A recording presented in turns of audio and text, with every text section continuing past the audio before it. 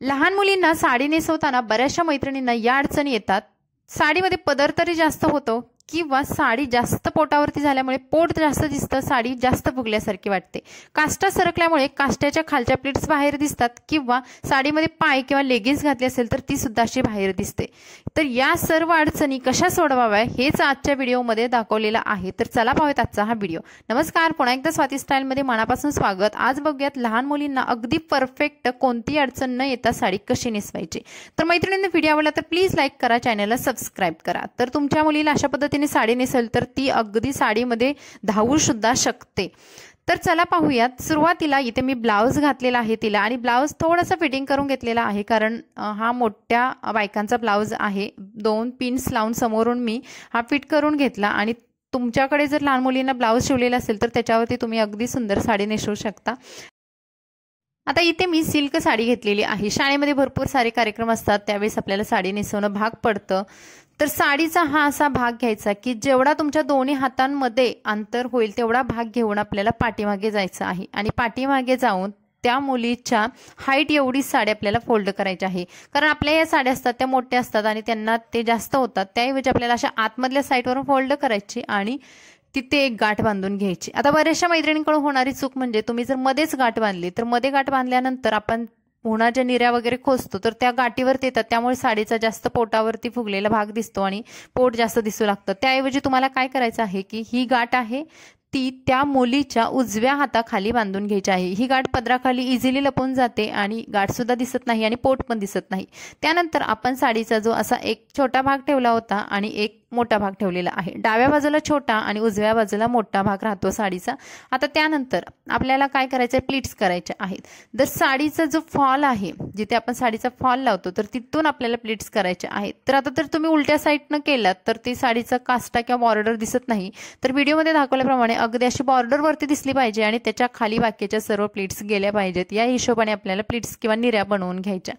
आता या सर्व निऱ्या बनवून झाल्यानंतर जो छोटा भाग होता त्याच्या आपण निऱ्या बनवल्या आणि या सर्व निऱ्या पाठीमागून घ्यायच्या आहेत, म्हणजे दोन्ही पायांच्या मधून पाठीमागे न्यायच्या आहेत. निऱ्या खोचताना जर अगदी थोड्याच प्रमाणात आतमध्ये खोचल्या तर तो काष्टा सुटण्याचे चान्सेस असतात किंवा निऱ्या सुद्धा इकडे तिकडे होण्याचे चान्सेस असतात. त्याऐवजी त्यांना त्यांच्या हाईटनुसार पाठीमागून थोडासा हलकासा टाईट होईल या हिशोबाने काष्टा आपल्याला खोचून घ्यायचा आणि दुसऱ्या हाताने जिथून ओपन भाग आहे तिथून हा काष्टा काढून घ्यायचा. बघा, म्हणजे पाठीमागे जास्त फुगल्यासारखा भाग सुद्धा होत नाही आणि मुली सुद्धा कम्फर्टेबल राहतात. कधी कधी या काष्टाच्या खालच्या प्लीट्स बाहेर दिसतात, तर हे होऊ नये यासाठी आपल्याला या सर्व प्लीट्स आहेत त्या गोळा करायच्या छान अशा आणि एक पिन घ्यायची आणि पिन लावून द्यायची. त्या आता पिन लावताना कुठे लावायची बघा, पिन पण आपली दिसू नये या हिशोबाने काष्ट्याच्या खाली अगदी ही पिन लावायची आहे आणि आपली पिन पण दिसणार नाही. जर तुमचा मुलीचा काष्टा वाटत असेल की खूप लूज होते तर तुम्ही अगदी जिथे काष्टा खोचलाय तिथे सुद्धा एक पिन लावू शकता. त्यानंतर हा जो मोठा झालेला साडीचा भाग आहे तर तो सुद्धा आपल्याला अशा पद्धतीने हाताने गोळा करून घ्यायचा आणि हा भाग त्या मुलीच्या दोन्ही पायामधून बाहेर काढून घ्यायचा. पण तो उजव्या साईडला काढून घ्यायचा आहे, कारण हा उजवा भाग होता, फक्त आपण दोन्ही पायामधून काढून घेतला. आणि त्यानंतर हा भाग आपल्याला डाव्या खांद्यावरती ठेवायचा आहे. आपण नेहमीप्रमाणे जसं कसं आपला पदर करतो तसाच करायचा आहे. पण आता बघा, काय काय मैत्रिणी काय करतात, पदराची जी उंची आहे ती सुरुवातीला जास्त ठेवतात. त्यामुळे त्या मुलीला कधी कधी त्याचा कार्यक्रम असेल शाळेमध्ये किंवा कधी ती चालताना वगैरे ते पदर पायात अडकणं किंवा त्याच्यात पडण्याची सुद्धा शक्यता असते किंवा तो जास्त पदर झाल्यामुळे तो चांगलं पण वाटत नाही.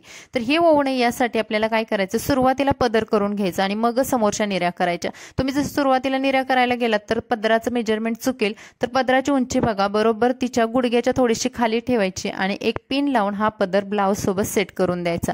म्हणजे तुमचा पदर आहे मुलीचा तो खालीवरती पण होणार नाही आणि छान अशा समोर ब्लाउजवरती येणाऱ्या प्लीट सुद्धा एकसारख्या व्यवस्थित दिसतील. तर आता इथे बघा मी छोट्या छोट्या प्लीट्स करून घेते. तिच्या